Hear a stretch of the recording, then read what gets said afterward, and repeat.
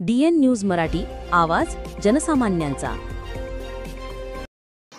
कंत्राटदार पेनमाथ्या व्यंकटेश्वर उर्फ मुन्ना वर्मा यांच्या आत्महत्येच्या प्रकरणातील आधीच पुसद अर्बन कोऑपरेटिव्ह बँकेचे अध्यक्ष शरद मैंद यांच्यावर गुन्हा दाखल झाला होता।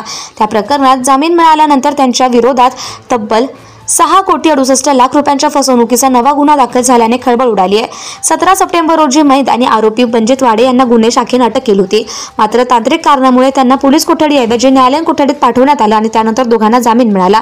दरम्यान मुन्ना वर्मा आत्महत्या प्रकरणाच्या तपासात मोठा घोटाळा उघडकीस आला। तपासात असं दिसून आलं की शरद मैंद यांनी डमी व्यक्तीच्या नावावर कोट्यवधींचं कर्ज मंजूर करून ती रक्कम वळवली।